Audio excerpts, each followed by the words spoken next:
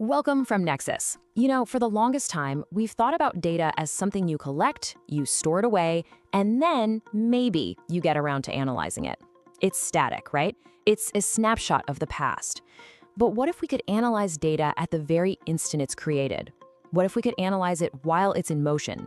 Well, that's exactly what we're diving into today, this incredible shift from data at rest to data in real time. We're going to see why this is such a revolutionary concept, especially for you computer scientists. Seriously, it's not just about getting answers faster. It's about being able to ask entirely new kinds of questions and building a whole new generation of applications that can react to the world as it happens. Okay, so here's our game plan. We'll start with why speed is suddenly everything. Then we'll break down the two key states of data, rest versus motion. After that, we'll look at some mind-blowing case studies, smart cities, healthcare, energy, you name it. And we'll wrap up by talking about what this whole real-time revolution means for you, and of course, what's coming next. All right, first up, the need for speed. Let's talk about why the old model of looking backwards at data is really starting to hit its limits. I mean, just think about it. The old way of doing things, you have these big data warehouses, and you feed them data in batches. Maybe once a day, maybe once a week. And that's fine if you're doing, end of quarter financial reports. But for a business that's moving at the speed of light, it's just way too slow. It's like trying to solve today's 5 o'clock traffic jam with yesterday's traffic report. It just doesn't work. And that brings us to a really fundamental concept for anyone who's going to be working with big data. You've got to understand the two states of data. So let's break down the difference between data at rest and data in motion. Okay, so data at rest. This is the classic model, right? We collect massive amounts of information, pull it from all these different sources, dump it into a data warehouse, and then we process it to find some insights. The key thing to remember here is that the analysis happens after the events have already gone down. It's history. Now, data in motion, or streaming data, this is a complete paradigm shift. The whole challenge here is to grab useful information as it's being created, as it's flying through the pipes, before it ever gets a chance to sit down and rest. We're analyzing it live, on the fly. So when you put them side by side, the contrast is just night and day. We're going from batch processing of historical data for a retrospective look to real-time analysis of streaming data for immediate action. We're shifting from asking what happened to what is happening right now. And that shift is what makes a whole new universe of applications possible. So let's make this real. Let's see how this actually plays out in the real world. Our first case study is the smart city. And this is where the technology is having a huge impact on all of our daily lives. Just imagine trying to be a city planner back in the day.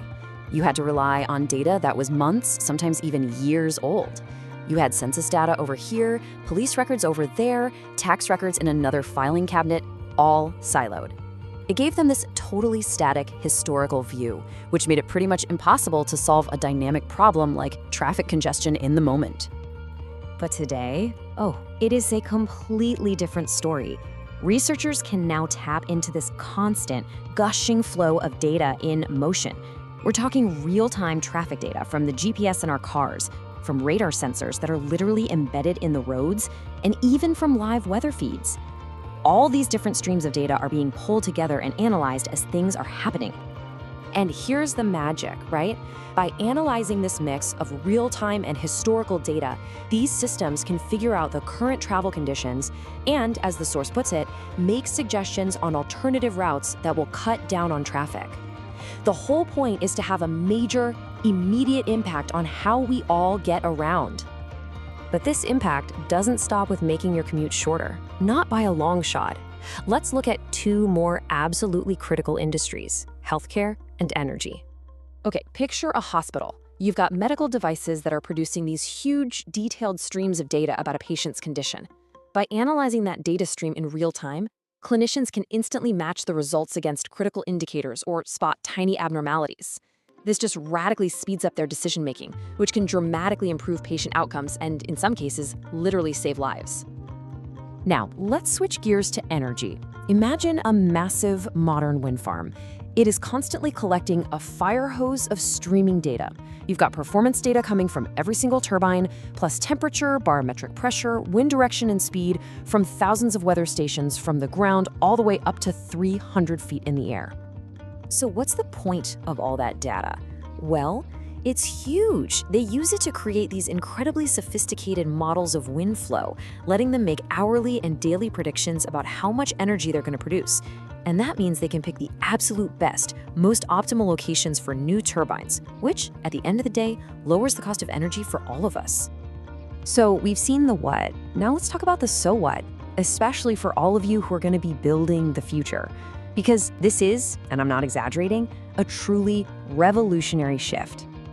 I know I've said this before, but I really want to hammer this home because it is the key takeaway. The entire game is changing from analyzing data at rest to analyzing data in motion. The real value, the magic, is in pulling that useful information out and acting on it before it ever hits a database. For you, this means 3 really big things. 1, you're learning about a fundamental shift in how we do computing, moving from batch to real-time. 2, this opens the door for entirely new types of apps.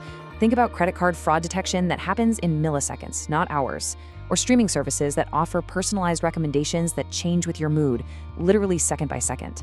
And 3rd, building these systems requires a totally new way of thinking, a mindset that prioritizes high velocity and super low latency above everything else. All right, so that brings us to our final section. Where is all this headed? What does the future hold? Look, this isn't some niche, far-off technology anymore. We are rapidly moving toward a world where analyzing data in motion is just the default. It's the norm, not the exception. So the question I really want to leave you with is this. As all data becomes real-time, what problem will you solve first?